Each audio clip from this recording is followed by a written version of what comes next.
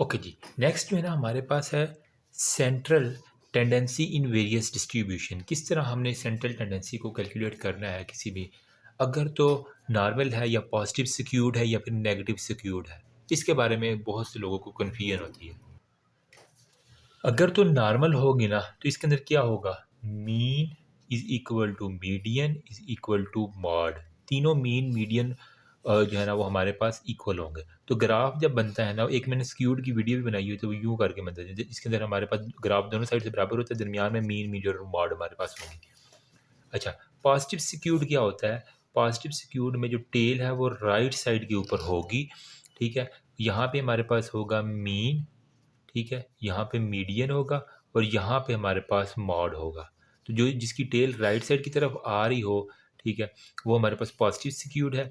और अगर हमारे पास ग्राफ के अंदर टेल लेफ्ट साइड की तरफ आ रही है, क्योंकि ये मेरा लेफ्ट हैंड साइड है, मैं लेफ्टी हूँ, तो यहाँ पे देखो, यहाँ पे मीन, ठीक है, यहाँ पे हमारे पास मीडियन और यहाँ पे हमारे पास दरमियान में मॉड है। तो अगर टेल नेगेटिव साइड के ऊपर आ रही है लेफ्ट साइड पे तो नेगेटिव है।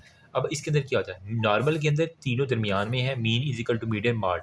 पॉजिटिव में देखो, मीन जो है वो मोर पॉजिटिव है देन मीडियन और देन मॉड। तो मैं कह सकता हूँ कि हमारे पास जो मीन है ना पॉजिटिव सिक्यूड के अंदर वो ग्रेटर है। ठीक है, मीन ग्रेटर है देन मीडियन। ठीक है, फिर हमारे पास सबसे छोटा यहाँ पे मॉड होगा। ठीक है, क्योंकि मोर पॉजिटिव जो है वो बड़ा हो जाएगा।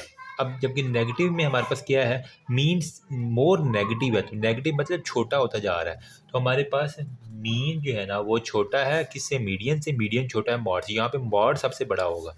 ठीक है, मीन छोटा है मीडियन से, मीडियन छोटा है हमारे पास मॉड से। ठीक है, यहाँ पे मॉड सबसे ज़्यादा बड़ा है, नेगेटिव सिक्यूड में मॉड सबसे बड़ा है, पॉजिटिव सिक्यूड में मॉड सबसे छोटा है। जबकि नॉर्मल के अंदर मीन मीडियन और मॉड इक्वल है। पॉजिटिव के अंदर मीन सबसे बड़ा है और नेगेटिव के अंदर जो है ना वो मॉड सबसे बड़ा है। ठीक है, ये हो गया हमारे पास, ये आपको बताना ज़रूरी था ताकि आपको बताए। अच्छा, फिर हमारे पास है मैयर ऑफ डिस्पर्शन। किस तरह हमने मैयर करनी है, इसके अंदर रेंज होता है, मीन डेविएशन होता है, स्टैंडर्ड डेविएशन। हमने रेंज वही है, मैक्सिमम वैल्यू जैसे मिनिमम वैल्यू माइनस कर देंगे तो हमारे पास रेंज आएगी। मीन डेविएशन की बात कर लेते हैं, तो इसके अंदर क्या होता है, मीन डेविएशन में हमारे पास होता है sigma into x minus x bar divided by n. तो ये हमारे पास होता है मीन डेविएशन। जबकि स्टैंडर्ड डेविएशन में हमारे पास क्या होता है, एक्स माइनस एक्स बार का square divided by n whole का अगर हम के लें। अगर तो आपके पास सैम्पल साइज, सैम्पल मतलब एन की वैल्यू 30 या इससे ज़्यादा, तो हमारे पास होगा एक्स माइनस एक्स बार। अगर 30 से कम है तो x minus x bar divided by n. छोटा है तो -1 हम करेंगे, अगर बड़ा है तो हमारे पास ये एक्स क्या, कोई भी वैल्यू, ठीक है, एक्स बार क्या है, mean divided by n, total number of कितने जो है वो हमारे पास है। ये फार्मूला आपको लाजमी पता है, क्योंकि आपने इसी के अंदर आगे वैल्यूज पुट करनी होती है। तो स्टैंडर्ड डेविएशन का फार्मूला क्या है और मीन डेविएशन का फार्मूला, देखो दोनों में क्या फ़र्क है। मीन डेविएशन में हमारे पास क्या है, x minus x bar divided by n, x minus x bar divided by n, वही आ गया। हमने अगर इसके ऊपर स्क्वायर डाल के और ऊपर स्क्वायर रूट लगा दें, ठीक है, तो ये हमारे पास क्या हो जाएगा, स्टैंडर्ड डेविएशन का फार्मूला, सिंपल। ठीक है, तो यहाँ पे हमने क्या किया, मीन के ऊपर एक यहाँ पे स्क्वायर और इसके ऊपर स्क्वायर रूट लगा दिया, तो हमारे पास स्टैंडर्ड डेविएशन का फार्मूला है। अगर वो 30 से बड़ा है तो n, अगर 30 से छोटा है तो n-1। रिमेंबर, ये बहुत इंपॉर्टेंट कंसेप्ट है। फिर स्टैंडर्ड डेविएशन क्या होता है, वेरिएंस जो हमने निकाली है ना, देखो स्टैंडर्ड डेविएशन का अगर मैं स्क्वायर लूँ, ये जो सपोज करें इसकी मेरी वैल्यू आई है स्टैंडर्ड डेविएशन में, मैंने सारी एक्स की वैल्यू हमें दी होती है, एक्स बार की भी दी होती है, एन की वैल्यू भी दी। सपोज करें मेरा यहाँ पे आंसर आया ए, तो अगर मैं ए का स्क्वायर ले लूँ तो ये हमारे पास क्या बन जाएगा, वेरिएंस। तो वेरिएंस हमारे पास क्या है, स्टैंडर्ड डेविएशन का स्क्वायर। ये आपने फिंगर टिप्स पे कर लेना, ये एमसीक्यूज भी एक दफ़ा मैंने देखा कि variance is equal to standard deviation. या फिर स्टैंडर्ड डेविएशन को अगर मैं इसको ये स्क्वायर खत्म करना है तो यहाँ पे स्क्वायर रूट डालना पड़ेगा। तो वेरिएंस के ऊपर अगर स्क्वायर रूट हो तो स्टैंडर्ड डेविएशन, मतलब वी के ऊपर square root is equal to standard deviation. मतलब वेरिएंस का स्क्वायर रूट स्टैंडर्ड डेविएशन। यूँ कह लें कि वी से क्या बनता है, विजाइना जो है ना, इसके ऊपर हमने कोई भी छतरी दी है तो हमारे पास स्टैंडर्ड डेविएशन ये बन गया। तो मैंने तो यूँ याद किया हुआ था, बाकी आप देख लेना जो भी है। कोफिशिएंट ऑफ वेरिएशन में क्या होता है, स्टैंडर्ड डेविएशन को जब हम मीन के ऊपर डिवाइड करते हैं और मल्टीप्लाई करेंगे 100 के साथ, तो ये हमारे पास कोफिशिएंट ऑफ वेरिएशन। बस यही याद रखना कि जो स्टैंडर्ड डेविएशन है, इसको जो है ना वो मीन के ऊपर जो भी हमारा निकला हुआ मीन क्या होता है, sum of all value divided by number of value. ठीक है, उसके ऊपर वो डिवाइड करेंगे मल्टीप्लाई बाय 100, तो हमारे पास कोफिशिएंट ऑफ वेरिएशन। अभी मैं फार्मूला बता रहा हूँ। चाय स्क्वायर टेबल में हमारे पास क्या होता है, ग्रुप 1 ग्रुप 2, यहाँ पे observed value 1, observed value 2, observed 3 और ऑब्जर्व्ड 4। जब इनको जमा करेंगे तो C1 आ जाएगा, इन दोनों को जमा करेंगे C2, इन दोनों को O1 और O3 को जमा करेंगे तो R1, O2 और 4 को जमा करेंगे तो R2। ठीक है, तो इन दोनों को C1 और C को हम करेंगे, हमारे पास आ जाएगा C1 प्लस C2 हमारे पास। फार्मूला क्या है नल हाइपोथेसिस का? तो यहाँ पे E1 हमारे किस तरह हम कैलकुलेट करते हैं कि इकाई स्क्वायर के अंदर जो 2x2 का कॉन्टीजेंसी टेबल हम जिसे हम कहते हैं ना, वो किस तरह हमने निकालना है, मैं आपको दिखाता हूँ। पहले ये बुक से देखो, चाई स्क्वायर टेस्ट के अंदर मैंने क्या किया हुआ है, ऑब्जर्व्ड माइनस एक्सपेक्टेड का होल का square divided by expected values, ये तो हमारे पास हो गया। ठीक है, तो यहाँ पे हमारे पास जो एक्सपेक्टेड वैल्यू है E1 अगर हमने निकालना है तो हम क्या करेंगे, C1 का जो आंसर आया इसको मल्टीप्लाई करेंगे R1 के साथ। ठीक है, और इसके अंदर डिवाइड क्या करेंगे, ये जो C1 प्लस C2 है इसके ऊपर। ठीक है, तो अगर हमने E1 निकालना है तो हम क्या करेंगे, C1 मल्टीप्लाई बाय ये नीचे वाला R1, ठीक है, जो भी हमारे पास वैल्यू होगी, divided by C1 plus C2, ये वाला जो मतलब इन दोनों की जो टोटल आया हुआ था इन दोनों को फिर आपस में भी जमा करके डिवाइड कर देंगे। इसी तरह हमने अगर E2 निकालना है तो हम क्या करेंगे, C1 multiply by R2 divided by C1 plus C2। इसी तरह अगर हमने E3 निकालना है एक्सपेक्टेड वैल्यू थर्ड की, तो हम क्या करेंगे, जो ये है ना C2 multiply by R1 divided by C1 plus C2। अगर E4 निकालना है तो C2 multiply by R2 divided by C1 plus C2। तो ये फार्मूला वहीं से निकाला, E1 इज इक्वल टू, देखो C1 का जो है R1 का जो है डिवाइडेड बाय ये वाली वैल्यू, E2 में क्या है C1 R2, ठीक है, C1 प्लस C2। इसी तरह हमने एक्सपेक्टेड में क्या करें, E3 अगर हमने निकालना है तो हम क्या करेंगे, ये वाली वैल्यू अब लेंगे C2, इसको ज़रब दे देंगे R1 के साथ और डिवाइड कर देंगे इस वैल्यू के साथ। इसी तरह E4 हमारे पास ये है तो हम क्या करेंगे, C2 R2 divided by R। अब अगर कभी कभी किसी को समझ नहीं है, सपोज करें ये हमारे पास है जी, इसको एक मैं कर देता हूँ, इसकी वैल्यू हमारे पास 2 आई है, इसकी वैल्यू हमारे पास 3 आई है, इसकी वैल्यू हमारे पास 4 आई है। तो 1 और 2 कितने होते हैं, 3 हो गया, तो C1 की वैल्यू 3 हो गई, 3 और 4 कितने हो गए, 7 हो गए। ठीक है, इसी तरह हम R1 में 1 और 3 कितनी होती हैं, 4 होते हैं। R2 कितने होते हैं, 2 और 4 6 होते हैं। ठीक है, तो अब हमने C1 और C2 7 और 3 कितने हो जाते हैं, टोटल 10 हो जाते हैं, इनको हमने आपस में जमा कर दिया। अब इसी तरह हमने वैल्यू निकालनी है, चले कोई एक मैं निकाल के दिखा देता हूँ, बाकी कैलकुलेशन आप कर लेंगे खुद ही। E1 अगर मैं सपोज करें निकाल, तो मैं क्या करूँगा, C1 क्या है यहाँ पे 3 है, इसको मल्टीप्लाई करूँगा R1 के साथ 4 के साथ, डिवाइड किसके साथ करूँगा, C1 प्लस C2 जो कि हमारे पास है 10। तो 4 3 12 बटा 10, 5 2 10, 2 5 10 और 2 6 12, 6 तक सीन 5 कर लेंगे कैलकुलेटर से आपके आंसर आएगा। चलो एक और निकालते हैं, E2 निकालता हूँ मैं। हमने कहा C1, इसको अब R2 से मल्टीप्लाई करना है, तो 3 ज़रब 6 डिवाइडेड बाय 10। ठीक है, सबकी डिवीजन के अंदर यही हमेशा वैल्यू उठा के divided C1 plus C2, C1 plus C2, सिर्फ ऊपर वाली वैल्यू में अगर E1 है तो C1 आ जाएगा, अगर E2 है तो हमारे पास C1 यही है, लेकिन अगर E3 है तो हमारे पास ये C2 वाली वैल्यू, अगर E4 है तो ये C2 वाली वैल्यू। E1 के अंदर R1 और E2 के अंदर R2 हमने बस लगाना, बस इतनी सी वैल्यू है। तो ईजी है बिल्कुल, अगर आप हाथ से एक दो मतलब प्रैक्टिस करेंगे, इसको थोड़ा सा समझेंगे तो आपको समझ आ जाएगी। ठीक है, बाकी यही इसी के अंदर वैल्यू पुट करेंगे तो आपके पास आंसर आ जाएगा। अब है अप्लाइंग एक्स स्क्वायर टेस्ट, इसके अंदर क्या होता है, observed minus expected divided by E हमारे पास हो जाता है, जिसे हम क्या कहते हैं कि हमने वो जो दो ग्रुप्स हैं ना, इसको हमने कंपेयर कर लिया। ये देखो यहाँ पे देखो, x square is equal to observed minus expected whole का स्क्वायर डिवाइडेड बाय ई हो गया। ये सुमेशन का साइन है, observed expected divided by expected के साथ हमने डिवाइड कर देना है। ठीक है, तो ये हमारे पास आ जाता है। यहाँ पे देखो उसने यही काम किया हुआ है, O1 observed value 1, observed value 2, observed value 3, observed value 4। Observed में वो कह रहा है कि जो हमारे पास जो है 22 है, O2 में 68 है, O3 में 14 है और O4 में 72 है।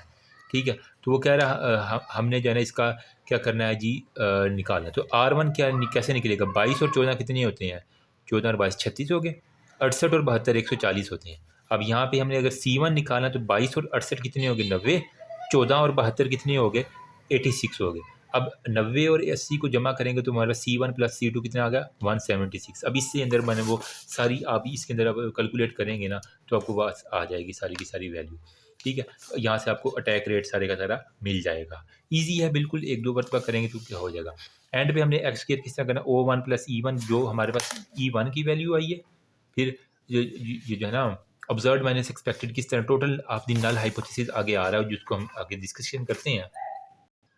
तो मतलब वो सब को जो है ना वो प्लस कर देंगे तो हमारे पास आंसर आ जाएगा। Applying the X two test में हमारे पास observed value minus expected divided by observed value expected value, ठीक है। तो हमारे पास finding the degree of freedom किस तरह करना है, तो जो हमारे पास नंबर ऑफ कॉलम्स हैं -1, नंबर ऑफ रोज -1 कर देंगे तो हमारे पास ये कॉलम किस तरह होते हैं, ये वाले कॉलम होते हैं और ये वाले रोज होती हैं ना। यहाँ पे देख लो, ये कॉलम है हमारे पास, ये रोज है, इसके अंदर से -1 कर देंगे, मतलब 2 कॉलम है हमारे पास, 2 ही रोज हैं, 2 - 1 2 - 1 तो हमारे पास आ जाएगा डिग्री ऑफ फ्रीडम हमारे पास। ये फार्मूला बस आपको पता हो, बाकी आपको नंबर और कॉलम यहाँ से देख लेना और आपके पास आ जाएगी। बाकी प्रोबेबिलिटी टेबल में अगर हमारे पास डिग्री ऑफ फ्रीडम 1 है तो हमारे पास प्रोबेबिलिटी कितनी होगी 0.05, जो कि हमारे पास 3.84 के बराबर होता है। एक वो टेबल हमारे पास होता है प्रोबेबिलिटी टेबल, आपके पास है वो, शायद आपको स्लाइडों के अंदर दिखाए हों, अभी मेरे पास पढ़ा नहीं हुआ लेकिन वो गूगल पे देख लेना। तो वहाँ पे अगर आपकी डिग्री ऑफ फ्रीडम 1 आ जाए, ये वाली, ठीक है, तो आपका मतलब प्रोबेबिलिटी 0.05 है, जो कि हमारे पास इक्वल होता है टेबल के अंदर 3.84 के बराबर। बस ये इसको रट्टा लगा लो, जो भी करो यही होगा। बाकी हमारे पास इंटरप्रिटेशन ऑफ द चाई स्क्वायर टेबल में हमारे पास कह रहा है किस तरह हमने इंटरप्रेट करने हैं जो भी हमारे पास रिजल्ट्स आए हैं ना। तो उसके अंदर वो कह रहा है हमारे पास इंटरप्रेट करने के लिए ना, ऑब्जर्व अगर बड़ी है एक्सपेक्टेड से, ओ अगर बड़ा है, एक्सपेक्टेड वैल्यू जो हमने निकाली है ना, ये वाली हमने एक्सपेक्टेड वैल्यू निकाली है और ऑब्जर्व वैल्यू हमारे पास ये है, ठीक है। अगर तो ऑब्जर्व वैल्यू बड़ी है देन एक्सपेक्टेड वैल्यू, तो हमारे पास ये क्या होगा, ये हमारे पास होगा जी नल हाइपोथेसिस, ठीक है।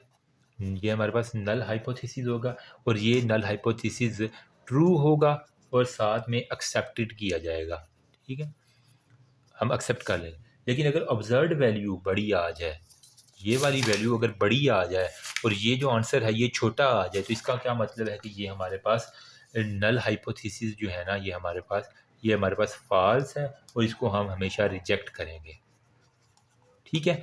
अगर ऑब्जर्व कभी बड़ी नहीं आनी चाहिए, वरना ये फॉल्स होगा हाइपोथेसिस और हमारे पास वो रिजेक्ट हो जाएगा, ठीक है। तो आपने आंसर क्वेश्चन में देख लेना अगर किस तरह का आपके यहाँ है। अगर ऑब्जर्व बड़ी है तो हमारे पास फॉल्स है, अगर ऑब्जर्व छोटी है तो हमारे पास वो ट्रू और एक्सेप्ट कर लीजिएगा।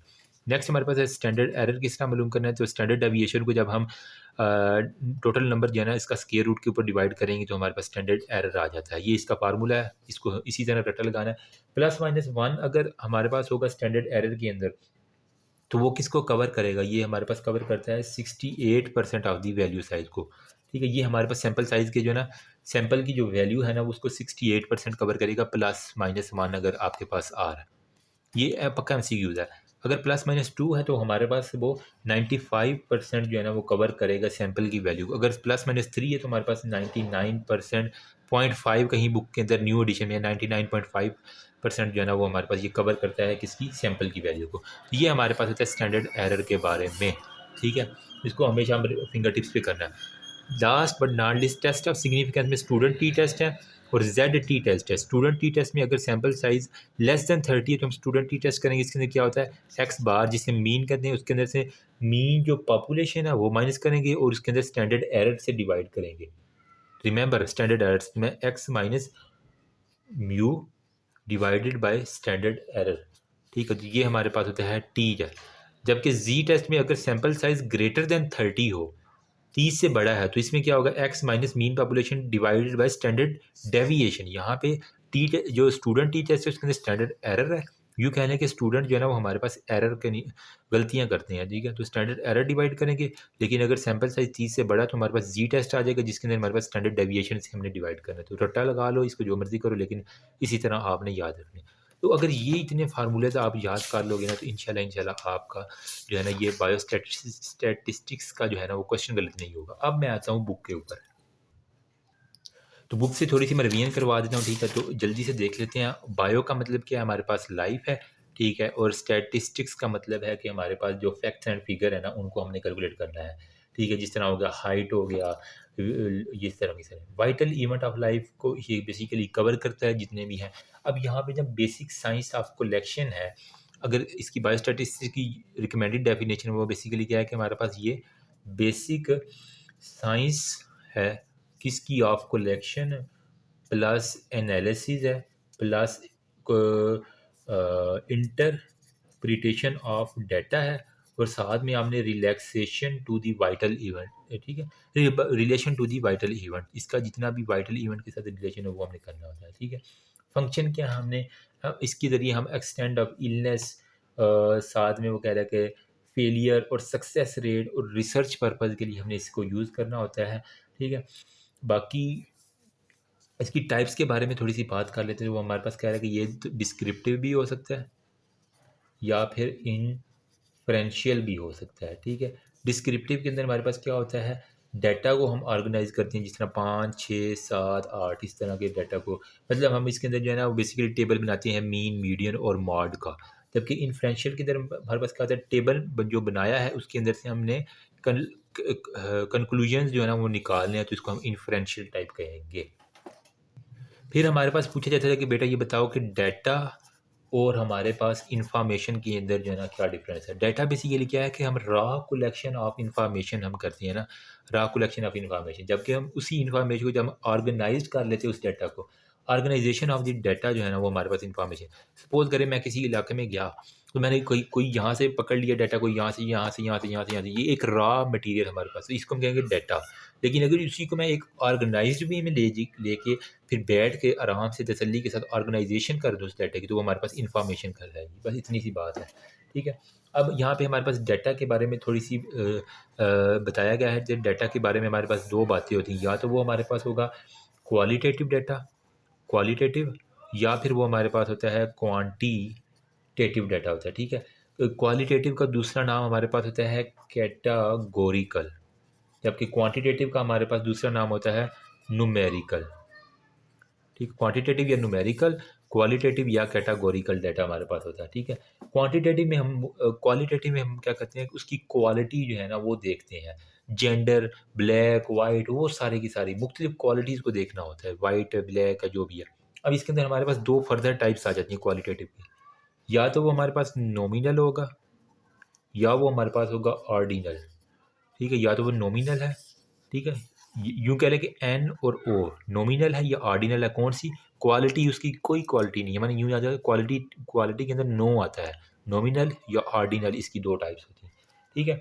अब यहाँ पे नॉमिनल में दो ग्रुप्स होंगे, ठीक है, तो इससे हम नॉमिनल दो ग्रुप्स के अंदर अगर डिवाइड कर देंगे, मेल फीमेल वाइट ब्लैक ये, जबकि ऑर्डिनल में हमारे पास क्या होगा, जिस तरह हम करते हैं ना कि upper class middle class lower middle class lower middle class, मतलब इसको कैटेगरी ऑर्डिनल वे के अंदर हम लेके जाते हैं। जबकि जो हमारे पास क्वांटिटेटिव है, मिकदारी जो है, जिसे हम कहते हैं न्यूमेरिकल डाटा भी, इसके अंदर होता है दो तरह का, या तो ये डिस्क्रीट हो सकता है, ठीक है, या ये हमारे पास हो सकता है कॉन्टीन्यूअस, ठीक है। डिस्क्रीट में क्या हो सकता है, होल नंबर 10 100 1000 ये, जबकि कॉन्टीन्यूअस में क्या होता है कि हमारे पास टेम्परेचर है 39 डिग्री सेंटीग्रेड 40 डिग्री सेंटीग्रेड 41 41.5 और वो सारे के सारे, तो ये हमारे पास होता है कॉन्टीन्यूअस। तो ये इसकी वाइवा के अंदर पूछते हैं बेटा क्वालिटेटिव डाटा क्या होता है, क्वांटिटेटिव क्या होता है, इनकी दूसरा नाम क्या है, कैटेगोरिकल, न्यूमेरिकल, नॉमिनल, ऑर्डिनल इसकी टाइप्स हैं, इसकी डिस्क्रीट और कॉन्टीन्यूअस टाइप, ठीक है। अब हमने डाटा को प्रेजेंट किस तरह करना है, हमारे पास कुछ ग्राफ भी तो होने चाहिए ना। मैंने कहा ना कि बायोस्टैटिस्टिक्स में मतलब लाइफ को हमने उसके फैक्ट्स एंड फिगर को डिस्क्राइब करना है, किस तरह हम करेंगे, तो हमारे पास प्रेजेंटेशन ऑफ द डाटा किस तरह होता है, प्रेजेंटेशन ऑफ डाटा, तो हमारे पास ये इसके लिए हमारे पास या तो हमारे पास होता है बार डायग्राम, ठीक है, या फिर हमारे पास होता है मैप होता है, ठीक है, या हमारे पास होता है पिक्टोग्राम, ठीक है, या फिर हमारे पास होता है पाई डायग्राम। ये हमारे पास सारे के सारे होते हैं पाई डायग्राम, ठीक है। पाई के अंदर क्या होता है, यूँ गोल दायरा होता है और उसके अंदर हम जिस तरह वो क्रिकेट के अंदर नहीं दिखा रहे होते हैं, ठीक है, एक गोल दायरा होता है, उसके अंदर इतने परसेंट बाउंड्रीज लगी हैं, इतनी ये हमें पाई की सूरत में होती हैं। बाकी मैप और बार आगे हम देखते हैं। अच्छा, फिर टेबल्स की बात हमारे पास आ जाती है, या तो हमने क्या किया, डाटा को बार डायग्राम में, मैप की सूरत में, या पिक्टोग्राम की सूरत, या पाई की सूरत में। फिर अगर वो कहें कि वो टेबल की फॉर्म में, तो हमारे पास किस किस तरह का हम टेबल बना सकते हैं, या तो हम सिंपल टेबल बना लेंगे, ठीक है, या फिर हमारे पास फ्रीक्वेंसी डिस्ट्रीब्यूशन टेबल होता है, ठीक है, फ्रीक्वेंसी डिस्ट्रीब्यूशन टेबल होगा, ठीक है, या हमारे पास क्यूमुलेटिव टेबल होगा, क्यूमुलेटिव टेबल होगा, या फिर हमारे पास होगा रिलेटिव टेबल होगा, ठीक है, या तो बस यही होगा, ठीक है। अब यहाँ पे जो है ना वो फ्रीक्वेंसी की ना अमूमन पूछते थे कि वो कोई चीज़ कितनी दफ़ा आ रही है, आया कि वो 2 दफ़ा आ रही है, 3 दफ़ा आ रही है, 4 दफ़ा आ रही है। ये सारे के सारे इसके अंदर होती हैं। बाकी अब मैं बताता हूँ कि जो हमने क्वालिटेटिव डाटा है ना, उसको हमने किस किस फॉर्म में डिवाइड करना है। सबसे पहले हमने कहा कि बार डायग्राम होती है, ठीक है? तो बार में हमारे पास क्या होता है, इस तरह करके, यूँ करके एक आपको क्रिकेट के अंदर भी ना यूँ करके एक डायग्राम सी नज़र आ रही होती है, ठीक है? तो इससे हमें पता चल रहा है कि यहाँ ये फलाँ ग्राफ का ये बार है जो मतलब यूँ कह रहे हैं कि लंबी-लंबी बारियाँ, बारियाँ किसे कहते हैं पंजाबी में कि ये वो खिड़कियों को ना जिस तरह होने घर के अंदर विंडोज़ लगी होती हैं आजकल जो मॉडर्न हाउस हैं उसके अंदर, तो उसी तरह वहाँ से मैंने याद किया हुआ कि बार्स जो है ना ये इस तरह बार-बार लगे हुए हैं और इनके दरमियान स्पेस है रिमेंबर। तो ये हमारे पास था बार चार्ट। अब बार चार्ट जो है ना ये हमारे पास इसको हम कहते हैं कि बार चार्ट है। इसकी बार चार्ट की होती है सिंपल भी बार चार्ट होता है या फिर हमारे पास मल्टीपल मल्टीपल बार चार्ट होती है या फिर हमारे पास होता है कंपोनेंट बार चार्ट होता है। ठीक है? कंपोनेंट सिंपल के अंदर क्या होगा बेसिकली वही सिंपल इस तरह करके यूँ करके बना दें। मल्टीपल में क्या होगा एक बार चार्ट उसके साथ एक छोटू-सा फिर एक बड़ा-सा एक छोटू-सा तो ये हमारे पास होता है मतलब एक साथ छोटू-सा लगा होगा फिर एक यहाँ पे एक बड़ा सारा ग्राफ होगा फिर साथ छोटू ये मल्टीपल हो गया। कंपोनेंट में क्या होता है हमारे पास यूँ करके यूँ सीधी-सीधी लाइन के अंदर हमारे पास होगा तो ये कंपोनेंट बार चार्ट। सिर्फ़ इसकी आइडेंटिफ़िकेशन आपको पता हो इसके नाम पूछ लिया करते हैं। अच्छा पाई चार्ट के अंदर हमने क्या करना है, जो पाई चार्ट होते हैं इसके अंदर मैंने बता दिया कि गोल सर्कल आपने बनाना है। ठीक है? वो कहते हैं ना पाई रोटी देंगी ज़रा, तो मैंने वहाँ से याद किया कि रोटी गोल होती है तो वहाँ से याद कर लो कि सर्कल होता है, ठीक है? 360 डिग्री का एक सर्कल होगा उसके अंदर से आपने ना नान वाले भाई से कहना भाई इतना है नान मुझे काट के दे दो, तो ये इतना सा पीस हमने निकलवा लिया तो ये हमारे पास होगा, ठीक है? तो 360 जो है ना वो हमारे पास 100% के बराबर होता है, तो फिर हमें उसके अंदर से काटते रहते वो हमारे पास आ जाता है। पिक्टोग्राम में हमारे पास क्या होता है कि जो चीज़ पढ़ ना सकें, हम क्या करते हैं कि 5 सेब रख देते हैं, ठीक है? फिर हमारे पास 4 सेब रख देते हैं, फिर 3 सेब मतलब उनकी डायग्राम दिखा के विजुअली उसको हम कैलकुलेट करते हैं, तो ये हमारे पास पिक्टोग्राम होता है। बाकी मैप का आपको पता है। यहाँ पे एक और होता है कि क्वांटिटेटिव के लिए हमने हिस्टोग्राम ये क्वालिटेटिव के लिए अगर वो क्वांटिटेटिव की बात कर ले जिसके अंदर हमने कौन कौन सी चीज़ की थी कि न्यूमेरिकल में डिस्क्रीट या कंटिन्यूस तो क्वांटिटेटिव के लिए हमारे पास होती है हिस्टोग्राम HISTO हिस्टोग्राम। हिस्टोग्राम में बेसिकली क्या होता है यहाँ पे हमारे पास ऊपर फ्रीक्वेंसी होगी यहाँ पे हमारे पास क्लास इंटरवल होगा। इसके अंदर ये होता था हमारे पास बार अगर बार के मैं सारी बारियों को आपस में मिला दूं यूं करके यूं यूं यूं ठीक है फिर यूं फिर यूं फिर यूं करके आपके पास ग्राफ आया सारे आपस में मिले हुए हैं तो ये हमारे पास हिस्टोग्राम है। यूं याद करना कि हिस्टोलॉजी की लैब के अंदर सारे लड़कियां लड़के इकट्ठे मिलके बैठ के वो बना रहे होती हैं ना तो वहाँ से याद कर लेना कि हिस्टोग्राम में ये इस तरह का होता है। फिर हमारे पास आ जाते थे क्वान्टिटेटिव के हमारे पास फ्रीक्वेंसी पॉलीगॉन के बारे में। ठीक है फ्रीक्वेंसी पॉलीगॉन क्या होता है कि वो यूं करके अगर sorry for the background noise ठीक है इस हर एक जो ग्राफ है ना बारी है उसका सेंटर पॉइंट होता है और उनको हम आपस में मिला दिया करते हैं तो ये हमारे पास होता है फ्रीक्वेंसी पॉलीगॉन ये वाला। ठीक है अगर आपस में मिले हुए तो हमारे पास फ्रीक्वेंसी पॉलीग्राम हिस्टोग्राम के ऊपर ही अगर आपने गेंदे रख के उनको आपस में मिला दिया तो हमारे पास फ्रीक्वेंसी पॉलीगॉन बन जाएगा। फिर हमारे पास एडिशन हो जाती है जी लाइन डायग्राम की। ठीक है लाइन डायग्राम में क्या होता है आपने अमूमन ग्राफ देखे होंगे कि यूं करके यूं करके यूं करके यूं करके यूं करके तो ये लाइन डायग्राम आपको निकाला है। फिर हमारे पास होता है जी स्कैटर्ड डायग्राम। स्कैटर्ड डायग्राम में क्या होता है कोई एक यहाँ पे वैल्यू आ रही कोई यहाँ पे कोई यहाँ पे कोई यहाँ पे कोई यहाँ पे कोई यहाँ पे कोई यहाँ पे कोई यहाँ पे यूँ तो आप क्या करते हैं जितने भी स्कैटर्ड होते हैं ना उनके अंदर से जो है ना वो एक स्पेसिफिक लाइन जो है ना वो उनको दरमियान में मिला देते हैं या यूं मिला दो या यूं मिला दो। ठीक है अगर तो वो हमारे पास ये स्कैटर्ड है ना ठीक है और एक ये स्कैटर्ड है। ठीक है अगर वो ऊपर से यूं करके नीचे की तरफ आ रही है तो ये नेगेटिव हमारे पास स्कैटर्ड डायग्राम है लेकिन अगर ये नीचे से ऊपर की तरफ जा रही है ना यूं तो ये हमारे पास पॉजिटिव स्कैटर्ड डायग्राम आ जाएगी। ठीक है तो इसके अंदर बस यही आपने देखनी है।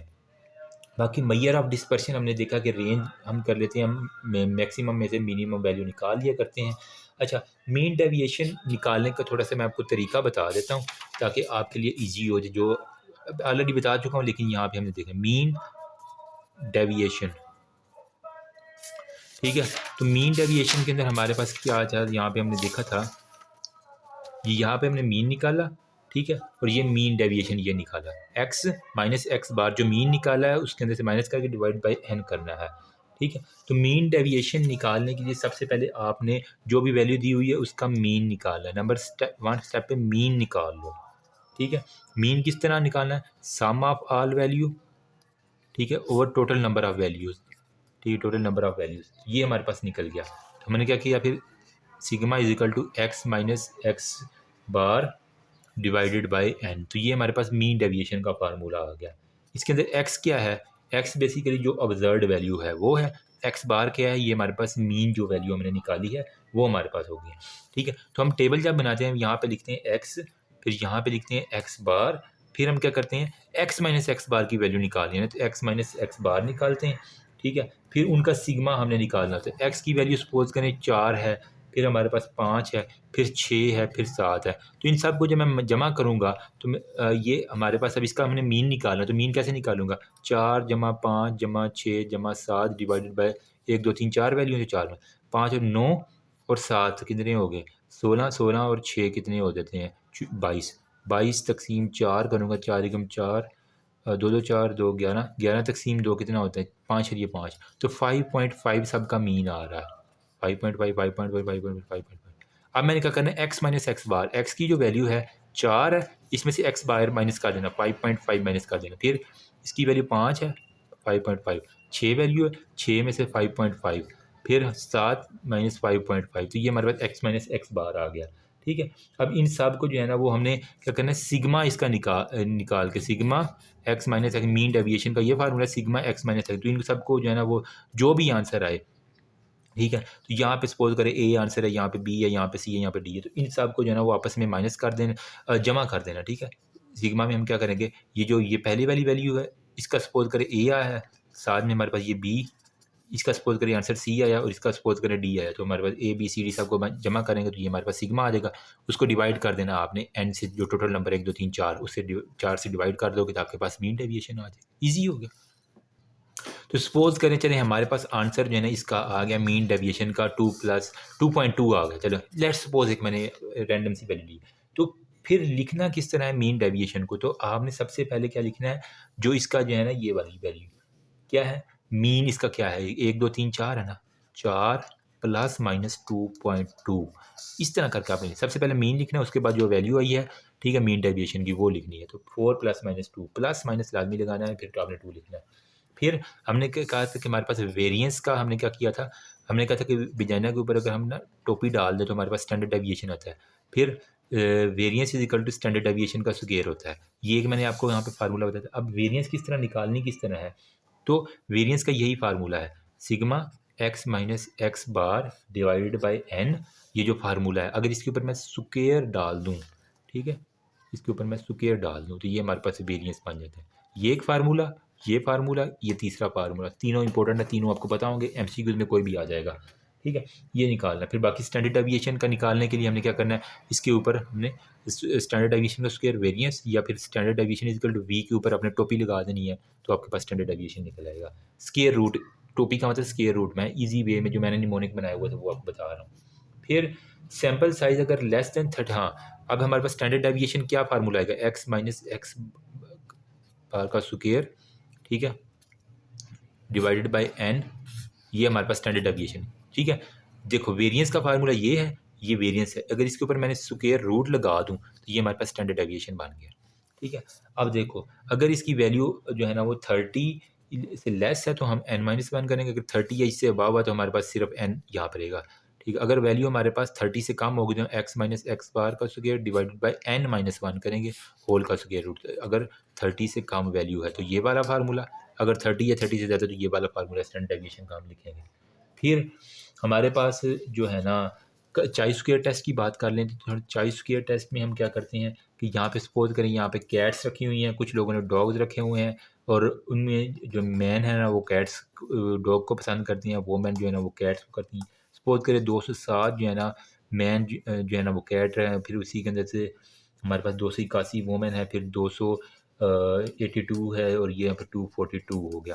कोई भी रैंडम वैल्यू मैं लिख दी है। तो इस तरह करके आप जो टेबल बनाते हैं इससे हम क्या एक्चुअली देखते हैं, आया कि बिल्ली रखने का ताल्लुक मर्द या ख़वातीन होने से है या नहीं है। इससे हम चॉइस के से ये अप्रूव करते हैं, ठीक है। तो यहाँ पे यही कहते हैं कि देयर इज़ नो, अगर तो नल हाइपोथेसिस फिर क्या होगा कि there is no association between the pets with the gender. आया कि जेंडर और पेट का आपस में रखने का कोई ताल्लुक है? नहीं, कुछ ख़वातीन ने भी कुत्ते रखे होते हैं, कुछ मर्द हज़रात ने भी बिल्लियाँ रखी होती हैं, ज़रूरी तो नहीं है। तो इस वजह से नल हाइपोथेसिस में ये होगा कि कोई भी इसके दरमियान एसोसिएशन नहीं होगी। फिर हमने क्या करना होता है यहाँ पे, अगर सिंपलेस्ट वे में इस टेबल को बनाऊँ तो यहाँ पे हमारे पास कैट है, यहाँ पे हमारे पास डॉग है। तो हमारे पास जो यहाँ पे हमारे पास है जी मैन है, यहाँ पे हमारे पास वोमेन है। तो हमारे पास यहाँ पे ऑब्जर्व्ड 1 वैल्यू आएगी। ये हमने टेबल बना लिया ना, 4 खाने बना लिए, ठीक है। ये हमारे पास ऑब्जर्व्ड 1 वैल्यू, ये ऑब्जर्व्ड 2, ऑब्जर्व्ड 3 और ऑब्जर्व्ड 4 वैल्यू। ऑब्जर्व्ड 1 हमारे पास कितनी है? 207 आई है। ऑब्जर्व 2 282 आई है। ऑब्जर्व 3 हमारे पास 231 आई है और ऑब्जर्व 4 हमारे पास 242 आई है, ठीक है। तो हम पहले इन दोनों को प्लस कर देंगे तो मोर और लेस 489 बनता है, ठीक है। इन दोनों को प्लस करेंगे तो हमारे पास बन जाएगा 473। अगर इन दोनों को आपस में प्लस करेंगे तो 960 और 3 12 तो 2 962 बन गया, ठीक है, ये वाली। बाकी अब इनको जो है ना आपने करना है कि O1 प्लस O3 फिर O2 प्लस O4 करेंगे। O1 और O3 हमारे पास कितनी आएगी? 207 और 231, 428, 7 और 1 8 हो गया ना, ठीक है। O1 और ये इसकी कितनी बनेगा? 520। ये हमारे पास O1 O2 O3 O1, यहाँ पे O1 प्लस O2 फिर O3 प्लस O4 हो गया, जबकि यहाँ पे O1 प्लस O3 की हमने जमा कर लिया, O2 plus O4, observed fourth और ऑब्जर्व्ड सेकंड को हमने प्लस कर लिया, ठीक है। तो एक्सपेक्टेड वैल्यू हमने क्या निकालनी है? तो हमारे पास क्या होगा, ये वाली जो वैल्यू है इसको हमने वहाँ पे क्या नाम दिया था? C1 का नाम मैंने इसको दिया था, ठीक है, C1 का, ठीक है। तो ये वाली जो वैल्यू है ना, इसको हमने इसके साथ पहले मल्टीप्लाई करना। अगर अपने E1 निकालना है तो हम क्या करेंगे? 489 मल्टीप्लाई बाय ये वाली जो वैल्यू है 428 डिवाइडेड बाय ये वाली वैल्यू है जो 962 से करेंगे तो हमारे पास E1 निकल आएगा। E2 किस तरह निकालना है? जो 489 है इसको अब ये जो है 524 इससे मल्टीप्लाई करके डिवाइड करेंगे 962 के साथ। फिर E3 निकालने के लिए हमने क्या करना है? 473 को मल्टीप्लाई करेंगे जो हमारे पास है ना 428 इसके साथ, डिवाइड किससे करेंगे? 962 के साथ। E4 निकालना तब खुद यहाँ पे रिज्यूम रोक के वीडियो देखो।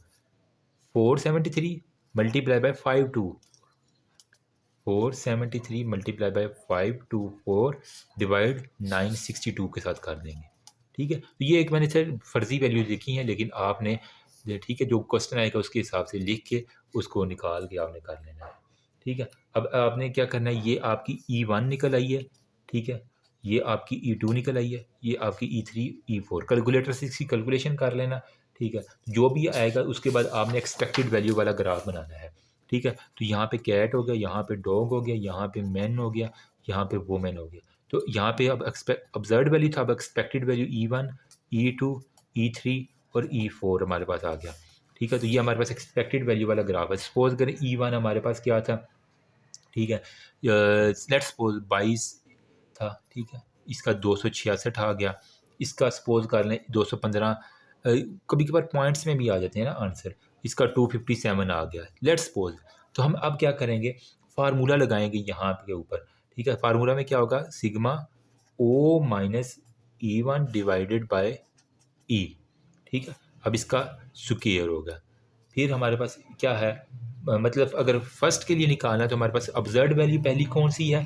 पहली हमारे पास थी 207, तो मैं यहाँ पे लिखूँगा 207 माइनस E1 हमारी कितनी निकली है? 222, ठीक है। डिवाइड क्या करेंगे? E1 के साथ, तो हमारे पास E1 क्या है? 222।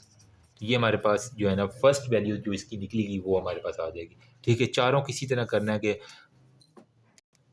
निकाल के उसको जो है ना आपस में जमा कर लेना। अब आपको शायद ये समझ आ जाए कि अप्लाइंग एक्स स्क्वायर टेस्ट किस तरह है। एक्स स्क्वायर में O1 minus E1 divided by E1, O2 minus E2 divided by E2, O3 सबको निकाल के और आपस में फिर इनको जमा कर देना, तो आपके पास ये applying the x square test इसकी जो नल हाइपोथेसिस की वैल्यू है वो आ जाएगी। फिर आपने क्या करना है, find the degree of freedom, तो जितने रोज़ हैं उसके कॉलम में से माइनस कर देना। अब यहाँ पे ना डिग्री ऑफ फ्रीडम किस तरह करते हैं, जो हमारे पास number of rows -1, number of column minus, 2 rows है 2 कॉलम है तो 2 - 1, 2 - 1 करेंगे तो आपके पास आंसर आ जाएगा। फिर वो कह रहा है कि हमारे पास बस ऑलमोस्ट यही है। पी, एक पी की वैल्यू होती है, लेकिन उसके लिए बस इतना याद कर लो कि आप जब उस पी की वैल्यू निकालोगे ना, आखिर में पी वैल्यू निकालनी, अगर वो 0.05 से कम होगा तो वो हमारे पास सिग्निफिकेंट वैल्यू होगी, ठीक है। देखो ना 0.05 है ना, तो अगर इससे कम होगा या इससे ज़्यादा वैल्यू होगी, अगर इससे ज़्यादा वैल्यू होगी तो हमारे पास इनसिग्निफिकेंट रिजल्ट आएगा, अगर इससे कम होगी तो हमारे पास रिजल्ट जो है ना वो सिग्निफिकेंट होगा। मतलब कि वोमेन और मैन का ताल्लुक कुत्ते और बिल्ली रखने से है, ठीक है। अगर 0.05 से ज़्यादा है तो इसका मतलब इनसिग्निफिकेंट रिजल्ट, कोई ताल्लुक नहीं है मैन का कुत्ता रखने जैसा, वोमेन का बिल्ली रखने से कोई ताल्लुक नहीं है। तो बस ये इतनी सी बात थी जो मैंने आपको बतानी थी। होपफुली अब आप इस काबिल हो जाएंगे इंशाल्लाह इंशाल्लाह के कुछ ना कुछ आपको हेल्प हो जाएगी बायोस्टैटिस्टिक्स के बारे में, ठीक है।